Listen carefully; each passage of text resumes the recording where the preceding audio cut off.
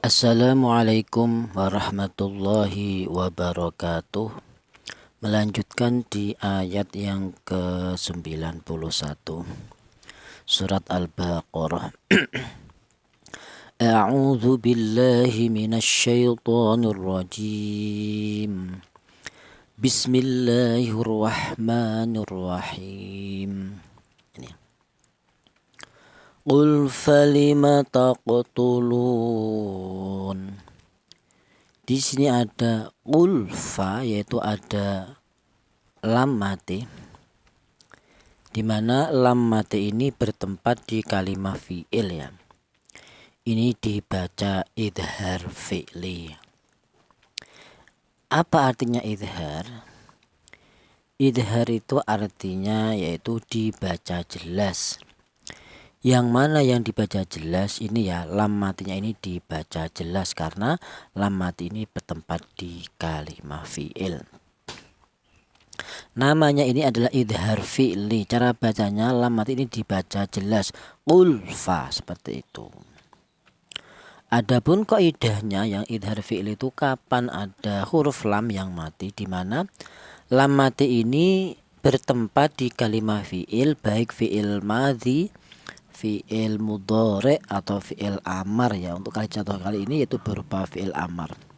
Jadi setiap ada huruf lam yang sukun atau yang mati, di mana huruf lam tersebut mati bertempat di kalimah fi'il, maka cara bacanya dibaca jelas. Lam mati ini dibaca jelas, ulfa, seperti itu. Jangan dibaca ikhfa atau samar, ulfa, jangan. Karena apa? Karena lam mati bertempat di kalimah fi'il dibaca idhar. Apa artinya idhar? Idhar itu artinya jelas, ulfa, seperti itu. Adapun namanya idhar ini adalah idhar fi'li.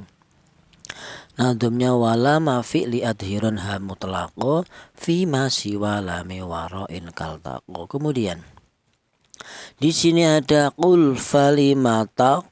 Di sini ada huruf qaf.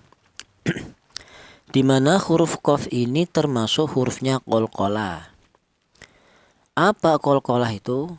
Hurufnya ada 5, yaitu 1 qaf, kemudian to, ba, jim, dal. Jadi setiap ada huruf qalqalah yang ada 5 tadi, itu apabila mati seperti ini. Contoh yang kali ini itu berupa huruf qaf mati atau sukun, maka cara bacanya itu dibaca qalqalah. Apa artinya qalqalah? Qalqalah itu artinya ada suara pantulan.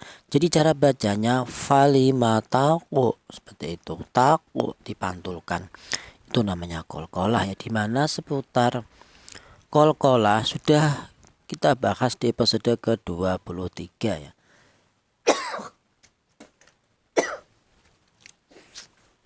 Yaitu qalqalah itu dibagi menjadi 2, yaitu 1 qalqalah sughra, yang kedua qalqalah kubra ya. Untuk polanya yang qalqalah sughra seperti ini, dimana bentuknya yaitu ada huruf qalqalah yang mati ini, huruf qaf mati. Matinya ini tidak berupa waqaf, ini dinamakan qalqalah sughra. Yang nomor 2 dinamakan qalqalah kubra. Polanya yang untuk qalqalah kubra yaitu jika ada huruf qalqalah yang mati dan matinya itu sebab dikarenakan waqaf. Kalau yang ini mati asli, kalau yang qalqalah kubra matinya huruf qalqalah dikarenakan waqaf, itu dinamakan qalqalah kubra ya. Kemudian di sini ada taqu, cara bacanya dipantulkan, taqu, seperti itu. Kemudian taqtuluna, luna, di sini ada wawu mati. Di mana wawu mati ini didahului huruf yang berharokat dhammah. Ini dibaca matobi'i ya. Bisa dulu. Ya. Dibaca matobi'i, alasannya ada wawu mati, di mana wawu mati ini didahului huruf yang berharokat dhammah. Maka cara bacanya yaitu dipanjangkan 1 alif atau 2 harokat atau 2 ketukan ya. Taqtuluna, seperti itu. Adapun kaidahnya matobi itu hurufnya ada 3, yaitu yang pertama hurufnya matobi itu berupa alif ini. Ini bima yaitu terbuat dari dua huruf ya, ma ini yaitu huruf mim berharokat fathah, huruf yang kedua ini alif. Atau dibalik polanya yaitu ada alif ini, dimana alif ini didahului huruf yang berharokat fathah. Ini huruf matobi yang pertama, yaitu berupa alif ini. Syaratnya alif menjadi matobi, syaratnya yaitu ada alif yang didahului huruf yang berharokat fathah. Maka kalau ada lafaz seperti ini maka dibaca panjang, yaitu satu alif atau dua harokat atau dua ketukan. Bima ya, ma seperti itu. Kalau tidak ada alifnya maka huruf mim berharokat fathah ini dibaca pendek, yaitu satu harokat ma atau satu ketukan ma seperti itu. Berhubung ini ada alifnya maka ini alif matobi berfungsi untuk memanjangkan bacaan, maka huruf mim yang berharokat fathah dipanjangkan dua kali lipat atau dua ketukan ma seperti itu. Dibaca panjang gara-gara ada alifnya matobi ini. Kemudian hurufnya matobi yang kedua itu berupa ya mati seperti ini, dimana ya mati ini sukun ya. Menjadi matobi, huruf ya yang mati menjadi matobi itu syaratnya didahului huruf yang berharokat kasroh. Ini juga panjangnya yaitu satu alif atau dua harokat atau dua ketukan. Walil kafirina ya, rina seperti itu. Kalau tidak ada ya matinya, huruf ro yang berharokat kasroh ini dibaca pendek yaitu satu harokat atau satu ketukan ya, kafiri seperti itu. Berhubung ada ya matinya maka dipanjangkan dua ketukan kafirina seperti itu ya. Jadi saya ulang, syaratnya ya menjadi matobi yaitu berupa ya yang mati yang didahului huruf yang berharokat kasroh. Kemudian hurufnya matobi tadi yang ketiga yaitu berupa wawu mati ini. Dan wawu mati ini menjadi matobi syaratnya ada wawu mati yang dimana wawu mati tersebut didahului huruf yang berharokat dhammah. Jadi wawu mati ini menjadi matobi syaratnya didahului huruf yang berharokat dhammah. Panjangnya juga sama yaitu satu alif atau dua harokat atau dua ketukan ya. Taqtuluna ya, luna seperti itu. Kemudian di sini ada lafal Ambiya Allah. Di sini ada non mati, di mana non mati ini berjumpa dengan huruf ba. Ini dibaca iklab ya. Apa artinya iklab? Iklab itu artinya mengganti ya. Yang mana yang diganti? Ini ya huruf nun mati ini ya. Nun mati ini diganti dengan huruf mim, ini diberi tanda mim kecil bahwa ini menunjukkan bahwa nun mati ini cara bacanya itu diganti dengan huruf mim. Lah kata-kata diganti itu namanya iklab ya. Iklab itu bahasa Arab, itu kalau bahasa Indonesia itu diganti, namanya iklab ya. Jadi apabila ada nun mati ini bila berjumpa dengan huruf ba maka cara bacanya nun mati ini diganti dengan huruf mim. Lah kata-kata diganti itu namanya iklab. Diganti dengan apa? Diganti dengan huruf mim. Yang mana yang diganti? Huruf nun mati ini diganti dengan huruf mim. Ambi seperti itu. Adapun diganti ya, kata-kata iklab itu diganti itu artinya yaitu diganti hanya dalam cara bacanya. Jadi cara bacanya non mati bila berjumpa dengan huruf ba itu non mati ini diganti dengan huruf mim, itu diganti dalam cara bacanya saja ya. Ambi seperti itu. Jangan ithar, jangan anbi, jangan. Karena huruf ba ini termasuk satu yaitu hurufnya iklab itu berupa huruf ba. Adapun cara penulisannya ya, cara penulisannya itu masih utuh yaitu berupa nun mati, di mana nun mati ini berjumpa dengan huruf ba. Itu cara penulisannya. Adapun cara bacanya memang cara bacanya nun mati ini diganti dengan huruf ba, ambi seperti itu. Untuk seputar iklab ya itu sudah kami bahas di episode ke-16. Adapun kaidahnya iklab itu kapan ada tanwin atau nun mati bila berjumpa dengan satu huruf yaitu huruf ba maka dibaca iklab. Nandomnya wal qalbu indal ba'i mimman dzukira. Kemudian di sini ada dengungnya dua harokat ya, ambi seperti itu. Kemudian ambiya Allah ambiya ya ini dulu dibahas. Yaitu ini ada ya, yaitu ada alif, di mana alif ini didahului huruf yang berharokat fathah. Jadi huruf ya ini berharokat fathah, kemudian ada alifnya ini.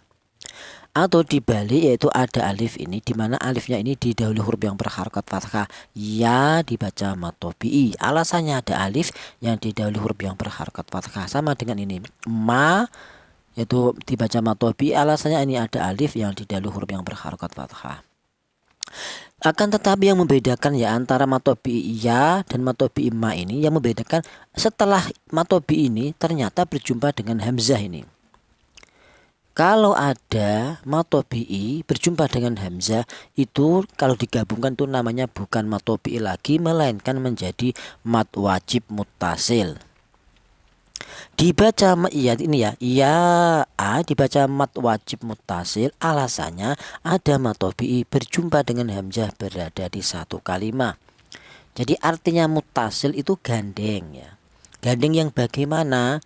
Gandeng ini loh ya, perjumpaan mad tabi'i ya ini dengan perjumpaannya dengan hamzah ini gandeng, yaitu berada di satu kalimat ya, di mana lafal ambiya itu adalah satu kalimat. Ini yang dinamakan mad wajib muttasil ya. Kalau yang ma ini masih utuh mad tabi'i, tidak bisa berubah hukum. Karena apa? Karena setelah mad tabi'i ini tidak berjumpa dengan hamzah, ini berupa wawu. Jadi khusus ya, apabila ada mad tabi'i berjumpa dengan hamzah, di situ sebenarnya ada dua hukum bacaan. Yang pertama dinamakan mad wajib muttasil seperti ini. Yang kedua namanya mad jaiz munfasil seperti ini. Yang dikatakan munfasil itu pisah. Pisah yang bagaimana? Pisah ini antara perjumpaannya mad tabi'i dengan hamzah ini pisah, yaitu berada di dua kalimat yang berbeda. Jadi bima ya, ma itu kalimat yang satu, anzalat itu kalimat yang kedua. Nah, di antara kedua kalimat ini ternyata ada perjumpaannya mad tabi'i dengan hamzah. Akan tetapi di dua kalimat yang berbeda, ini namanya mad jaiz munfasil. Artinya munfasil itu pisah. Pisah antara mad tabi'i dan hamzah ini pertemuannya pisah, yaitu berada di dua kalimat yang berbeda. Kalau yang mad wajib muttasil, artinya muttasil itu gandeng. Jadi, gandeng yang bagaimana? Gandeng yang mad tabi'inya dengan hamzah ini gandeng, berada di satu kalimat. Jadi lafal ambiya itu adalah berada satu kalimat. Seperti ini juga waro'a ini juga satu kalimat. Kalau yang di depan ini dua kalimat ya. Lafal yang pertama bima ya. Terusan lafal yang kedua ini angzala ya, bima itu lafal yang lain, kalimat huruf. Yang ini angzala kalimat yang lain itu kalimat fi'il. Ada perjumpaannya mad tabi'i dan hamzah ini berada di dua kalimat yang berbeda. Ini namanya mad jaiz munfasil. Untuk naudumnya yang mad wajib muttasil wa intalahul hamzu fi kalimati fa wajibun muttasilun kajaati ya. Untuk kalau sudah menjadi mad wajib muttasil ini panjangnya yaitu 2 alif setengah atau 5 harokat atau 5 ketukan. Ambiya seperti itu. Kemudian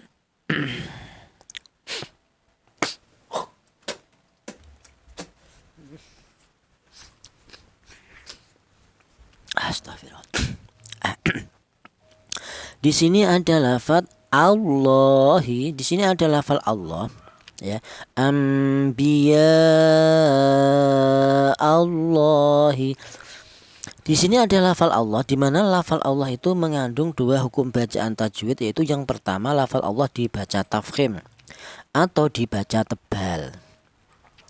Untuk tafkhim yaitu yang pertama, yang kedua itu lafal Allah dibaca tarkik atau dibaca tipis. Untuk contoh yang kali ini yaitu lafal Allah yang dibaca tafkhim atau dibaca tebal ya. Untuk polanya lafal Allah yang dibaca tebal atau tafkhim seperti ini, yaitu di mana ada lafal Allah ini, di mana lafal Allah ini didahului huruf yang berharakat fathah seperti ini atau huruf yang berharakat dhammah.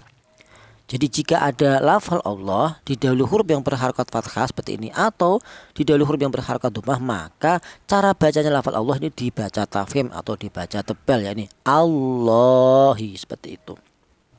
Jangan dibaca tarkik Allahi, jangan. Karena apa? Karena lafal Allah ini didahului huruf yang berharakat fathah. Kalau yang tarkik itu polanya yaitu lafal Allah yang didahului huruf yang berharakat kasroh ya. Untuk seputar lam jalalah lafal Allah ini ya, Itu sudah kita bahas di episode ke-24 ya. Kemudian di sini ada Allahi, di sini ada lam jalalah ini, lam. Di mana lam jalalah ini di atasnya ada ada harokat berdiri. Ini menunjukkan bahwa lam jalalah ini atau huruf lam ini dibaca panjang, yaitu satu alif atau dua harokat atau dua ketukan seperti ini ya. Boleh juga dibaca matobi'i, boleh. Alasannya matobi ada alif yang didahului huruf yang berharokat fathah, ini diringkas yaitu berupa harokat yang berdiri. Jadi la dibaca panjang satu alif atau dua harokat atau dua ketukan. Allahi, seperti itu. Kemudian di sini ada min qablu ya, min qa. Di sini ada non mati, di mana non mati ini berjumpa dengan huruf qaf. Ini dibaca ikhfa ya. Karena apa? Karena huruf qaf ini masuk dalam hurufnya ikhfa ya. Kalau kita cocokkan di hurufnya idhar, yaitu ada 6, hamzah, ha, kha, kha, ain, login, maka huruf qaf ini tidak masuk huruf idhar. Kemudian kita cocokkan huruf qaf ini masuk dalam hurufnya idgham bigunah, yaitu 4 ya, nun, mem, wawu, tidak ada huruf qaf. Di idgham bila gunah, lam dan ro tidak ada di idgham bila gunah. Kemudian hurufnya iklab ba satu, yaitu satu ba ya, iklab ya. Jadi kalau tidak ada di hurufnya idhar, huruf qaf ini, dan tidak ada di hurufnya idgham bigunah, tidak ada di hurufnya idgham bila gunah, dan tidak ada di hurufnya iklab, maka huruf qaf ini berarti bacaan ikhfa. Ya, kalau tidak ada di semuanya, tidak ada di idhar, tidak ada di idgham bi gunnah, tidak ada di idgham bila gunnah, tidak ada di iklab, maka huruf qaf ini termasuk hurufnya ikhfa. Jadi cara bacanya huruf non mati ini dibaca ikhfa ya. Apa artinya ikhfa? Ikhfa itu artinya samar. Samar yang bagaimana? Ini ya cara bacanya huruf nun yang mati ini disamarkan ya. Mingko, seperti itu. Jangan nun mati ini jangan dibaca idhar. Apa artinya idhar? Jelas, jangan. Seperti contoh minko, jangan. Jadi cara bacanya nun mati ini disamarkan. Ya, mingko ya. Ini ifanya ifa ya, adna ya. Ini bunyi vokalnya ini ng, yaitu mingko, seperti itu. Untuk seputar ifa ya, untuk seputar ifa itu sudah kami bahas di episode ke-14, di mana ifa itu dibagi 3. Yang pertama yaitu ada ifa a'la atau ifa akrob, yaitu samar lebih dominan daripada dengungnya, itu untuk ifa yang a'la. Itu hurufnya ada 3, to, dal, ta ya. Kemudian ifa yang kedua ini ifa adna, artinya adna itu lebih rendah, yaitu yang lebih kuat itu adalah dengungnya. Jadi dengung lebih dominan daripada samarnya. Jadi cara bacanya mingko, seperti itu. Atau dinamakan ifa abaat, ifa yang jauh ya. Kalau membahas ifa yang jauh itu artinya yaitu dipandang dari segi makhorijul hurufnya, di mana huruf nun ini yaitu keluarnya huruf berasal dari ujung lidah menyentuh langit-langit mulut, berjumpa dengan huruf qaf ini, di mana huruf qaf ini keluarnya huruf berasal dari pangkal lidah, itu lidah bagian belakang ya. Ini sangat berjamuan ya. Jadi perjumpaannya huruf nun yang mati dengan huruf qaf ini sangat jauh sekali. Ini dinamakannya ifa abaat, ifa yang jauh. Kemudian yang ketiga ada ifa ausat ya. Ifa ausat itu ifa pertengahan. Jadi cara bacanya ifa ausat itu tidak terlalu dengung, tidak terlalu samar seperti ini ya. Azza, seperti itu. Tidak dengung ang, tidak terlalu samar, anza tidak, tapi pertengahan azza, seperti itu. Saya ulang untuk yang mingko ini ifanya ifa adna atau ifa abaat. Kemudian di sini ada mingqablu, qab.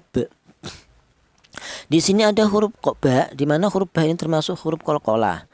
Dan huruf ba ini mati, ini mensyarat bahwa huruf tersebut harus dipantulkan, harus dibaca qalqalah ya. Apa artinya qalqalah?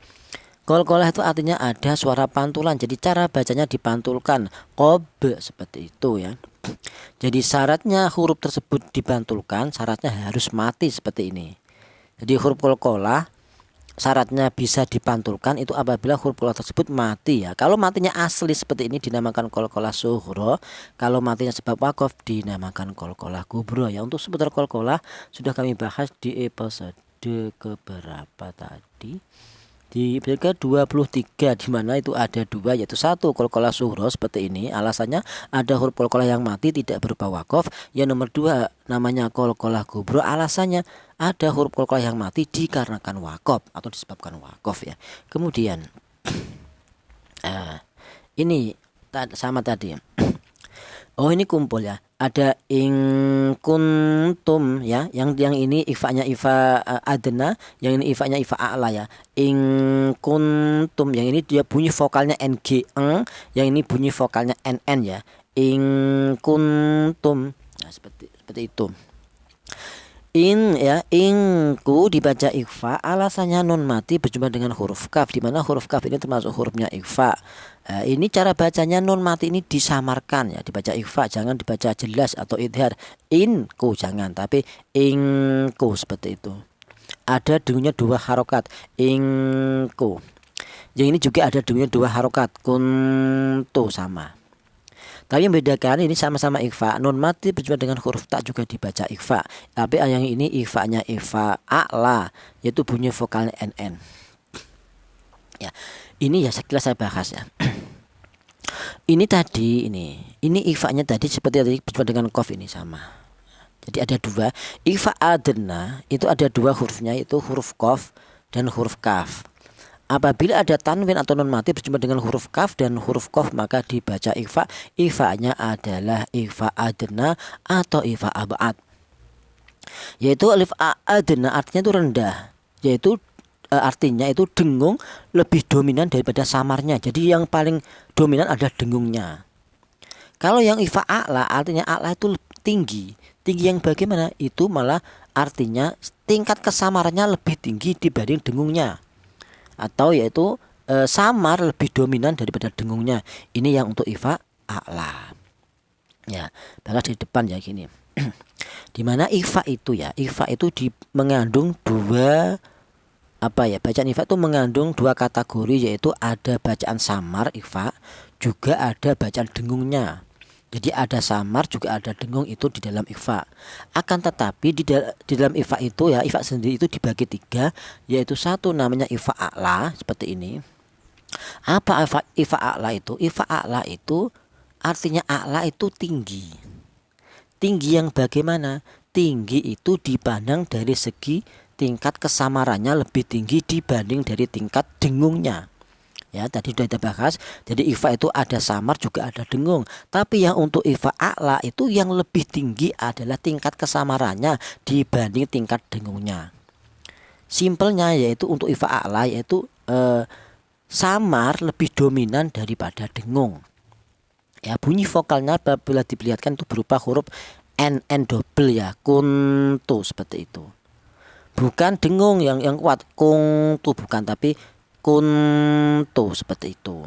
Itu namanya ikhfa a'la, yaitu lebih tinggi, tingkat kesamarannya lebih tinggi dibanding dengungnya, atau simpelnya samar lebih dominan daripada dengungnya. Ini artinya a'la. Nama lain ikhfa a'la ya. Nama lain ikhfa a'la itu ikhfa akrob.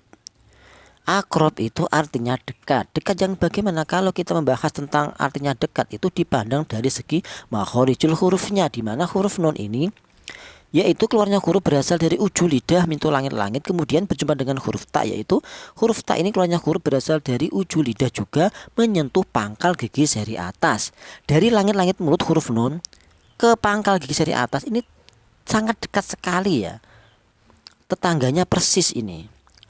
Maka dari itu dikatakan ikhfa akrob, ikhfa yang dekat dipandang dari segi makhorijul hurufnya, ini sangat berdekatan ya. Dari langit-langit maju sedikit langsung ketemu dengan huruf ta ya. Ini dipandang dari segi makhorijul hurufnya. Kemudian ikhfa yang kedua ini tadi ikhfa adna, artinya adna itu rendah. Rendah yang bagaimana? Ikhfanya rendah, yang kuat malah dengungnya. Artinya ya, saya ulang, artinya adna itu rendah, atau simpelnya itu dengung lebih dominan daripada samarnya. Jadi samarnya itu sedikit. Jadi ikhfanya sedikit, yang kuat itu dengungnya. Ini untuk ikhfa adna. Jadi samarnya rendah, artinya adna itu rendah. Yang kuat dengungnya, yaitu dengung lebih dominan daripada samarnya. Ini untuk ikhfa adna. Nama lain ikhfa adna tadi yaitu ikhfa abad, ikhfa yang jauh, di mana huruf nun ini keluarnya dari ujung lidah untuk langit-langit mulut, kemudian berjumpa dengan huruf qaf. Qaf atau kaf. Oh ini ya. Tadi sudah yang ini ya. Ya sama, qaf dan kaf sama ini. Ikhfanya ikhfa adna. di mana huruf qaf dan huruf kaf ini yaitu berada di pangkal lidah. Jadi dari ujung lidah nun ini, langit-langit mulut ke pangkal lidah ini sangat berjauhan sekali. Inilah yang dikatakan ifa yang abad. Jadi ingku atau mingko dibaca ifa abad, ifa yang jauh, karena nun mati bertemu dengan huruf kaf ini dipandang dari segi makharijul hurufnya sangat berjauhan sekali ya. Untuk seputar makharijul huruf yang masih bingung, itu sudah kami bahas di episode ke berapa? Ke-12 dan 13 ya. Di situ langsung ada videonya, langsung ditunjukkan tempat-tempatnya ya. Ini hanya mengulang sekilas ya. Yang nomor 3 namanya ada ifa ausat. Kalau ifa ausat itu pertengahan, seperti tadi mana tadi? Ungzi tadi ya. Jadi untuk ifa ausat itu selain huruf qaf dan kaf, dan huruf ifa a'la itu selain to, dal, ta, selebihnya itu masuk dalam ifa ausat. Cara bacanya ausat itu pertengahan antara samar, dengung, itu pertengahan, tidak ada yang lebih dominan. Itu namanya ausat. Karena apa? Karena kalau dipandang dari segi makharijul hurufnya juga dia tidak terlalu dekat juga tidak terlalu jauh. Kalau yang ifa a'la dipandang dari segi makharijul hurufnya sangat berdekatan, tuh akrob. Kalau yang ifa-nya ini yang ini atau ini ifa-nya ifa abad, ifa yang jauh, ini memang dipandang dari segi makharijul hurufnya nun dan kaf atau qaf ini sangat berjauhan. Kemudian ya, cara bacanya yang ini dengungnya yang kuat, ing, yang ini yang kuat samarnya, kum, seperti itu, ing kum tum, seperti itu. Kemudian tum, oh ya Allah, berjumpa dengan mem. Tadi ada mem mati berjumpa dengan mem ya. Kun ya, ing kuntummu. Mem mati berjumpa dengan mem ini dibaca idgham misli ya. Dibaca idgham misli ya. Alasannya yaitu ada mem mati berjumpa dengan mem. Mem tadi ya, ing kuntummu ya, cara bacaan seperti itu. Tummu dibaca idgham misli, alasannya mem mati berjumpa dengan huruf mem. Adapun kaidahnya idgham misli itu kapan ada dua huruf yang sama yang depan mati maka dibaca idgham misli. Tadi depan mem mati berjumpa dengan huruf mem, itu namanya misli ya. Jadi misli itu artinya sama, yaitu sama-sama hurufnya sama ya. Ada mem mati bertemu dengan mem, tak mati bertemu dengan tak, zal mati bertemu dengan zal. Pokoknya ada dua huruf yang sama yang depan mati itu dibaca idgham misli ya. Ada penandumnya idgham kulli sakinin qad wajaba fi mislihi ka qaulihi idzahaba. Kemudian di sini ada seputar idgham misli ya. Di pembagian idgham sudah kita bahas di episode ke-17 atau di episode ke-33 juga ada ya. Kemudian di sini ada mukminin ya, di akhir ayat ini, ayat berapa? 91 ya. Di sini ada mu, yaitu ada huruf hamzah, di mana hamzah ini huruf hamzah yang mati. Hamzah ini termasuk huruf halak ya. Apa artinya halak? Halak itu artinya tenggorokan, yaitu huruf-huruf yang keluar dari tenggorokan. Maka cara apabila ada huruf yang keluar dari tenggorokan ini namanya huruf halak. Atau yang lebih terkenal itu huruf idhar ya. Hamzah, ha, ha, kho, ain, ghin. Huruf idhar atau huruf halak itu sama, yaitu kalau dibicara artinya halak berarti huruf tersebut huruf-huruf yang keluar dari tenggorokan. Kalau bicara tentang huruf idhar berarti huruf-huruf tersebut dibaca idhar atau dibaca jelas. Jadi jika ada hamzah yang mati dibaca idhar. Namanya ini idhar halki, nadumnya wadhir li harfi halki kasfah anna. Nah, kalau membahas tentang huruf halak, huruf yang keluar dari tenggorokan ya, ini termasuk huruf halak juga, sama. Berarti kok bedanya apa huruf halak dan huruf idhar? Itu sama hurufnya. Kalau artinya halak berarti huruf tersebut keluarnya dari tenggorokan. Kalau huruf idhar berarti huruf tersebut dibaca jelas. Nah, membahas tentang makharijul hurufnya ya. Di mana ya ini huruf bahas tentang halak ya. Huruf halak itu artinya huruf yang keluar dari tenggorokan, di mana tenggorokan itu ada 6 huruf ya. Ada 6 huruf yang keluar dari tenggorokan, yaitu hamzah, ha, kha, kho, ain, ghin. Akan tetapi itu di 6 huruf tersebut itu dibagi 3 tempat. Jadi tenggorokan itu dibagi 3 tempat, yaitu tenggorokan bagian atas itu ditempati 2 huruf, yaitu huruf ini, huruf kha ini, dan huruf ghin. Mana? Tidak ada ya. Terus turun sedikit ke bawah itu berada di tengah tenggorokan, yaitu ditempati 2 huruf, yaitu huruf ain ini dan huruf ha ya. Nggak ada sini. Kemudian turun lagi berada di pangkal tenggorokan atau tenggorokan bagian bawah, yaitu ditempati 2 huruf juga, yaitu huruf ha ini dan huruf hamzah. Jadi semuanya itu baik hamzah, ha, kha, ain, dan ghin itu semuanya berada di tenggorokan atau semuanya di halak. Ya, cuman dibedakan kalau kha dan ghin keluarnya berasal dari tenggorokan bagian atas, huruf ain dan ha keluarnya huruf berasal di tengah tenggorokan, kalau huruf hamzah dan ha keluarnya huruf berasal dari pangkal tenggorokan atau tenggorokan bagian bawah. Tapi semuanya itu termasuk huruf halak, semuanya huruf-huruf yang keluar dari tenggorokan ya. Untuk seputar makharijul huruf sudah kami bahas di episode ke-12 dan 13. Kemudian di sini ada mu'minin ya, mu'minina. Ini kita wakof, mu'minina kita wakof. Maka kalau kita wakof, huruf nun yang berharakat fathah ini harus disukun ya. Cara bacanya mu'minin seperti itu. Mu'minin ya, nin dibaca ini dibaca mat arid disukun. Dibaca mat arid disukun alasannya ada mat tobi'i berjumpa dengan huruf yang diwakofkan. Mana mat tobi'inya? Mat tobi'inya ini ya, ni, yaitu berupa ya yang mati yang didahului huruf yang berharokat kasroh. Ni dibaca mat tobi'i alasannya ya mati yang didahului huruf yang berharokat kasroh. Kemudian huruf yang diwakofkan ini berupa huruf nun, maka huruf nun ini harus disukunkan. Apabila ada mat tobi'i berjumpa dengan huruf yang diwakofkan, namanya menjadi mat arid lisukun. Ya, jadi nin dibaca mat arid disukun alasannya ada mat tobi'i berjumpa dengan huruf yang diwakofkan. Jadi mat tobi'i ini mat arid disukun ini terbuat dari mat tobi'i dulu. Bukan hanya ini saja, setiap mat apapun ya, baik mat wajib mutasil, mat jaiz munfasil, mat selah yang tawilah, yang qasirah, mat iwat, mat tamkin, mat badal, terus mat lazim, yang kilmi, yang harfi, baik yang mukhaffaf atau yang mutsaqal dan lain-lain, semuanya itu terbuat dari mat tobi'i dulu ya. Seperti contoh ini mat arid sukun itu terbuat dari mat tobi'i, yaitu ni dibaca mat tobi'i alasannya ada ya mati yang didahului huruf yang berharakat kasroh. Kemudian berjumpa huruf yang diwakofkan. Nah, perjumpaannya mat tobi'i dengan huruf yang diwakofkan ini, nun ini, maka ini menjadi mat arid sukun ya, bukan mat tobi'i lagi. Tapi menjadi mat arid sukun lah. Mat arid sukun ini terbuat dari mat tobi'i dulu. Semua apapun mat ya. Maka lebih penting kita mengenal mat tobi'i dulu ya. Ini nantumnya wa iyakun qad aradus sukunu waqfan fa'aridun kanasta'inu ya. Untuk kalau sudah menjadi mat arid sukun ini itu mempunyai 3 wajah bacaan. Yang pertama ini boleh dibaca tul. Apa artinya tul? Tul itu artinya panjang, yaitu boleh dibaca 3 alif atau 6 harokat atau 6 ketukan yang ini ya. Mu'minin seperti itu. Wajah yang kedua boleh dibaca tawasud, yaitu 2 alif atau 4 harokat atau 4 ketukan ya. Mu'minin. Atau wajah yang ketiga namanya qasar, yaitu dibaca 1 alif atau 2 harokat sama dengan mat tobi'i. Mu'minin seperti itu. Boleh dibaca tul, boleh dibaca tawasud, juga boleh dibaca qasar. Shadaqallahul azim.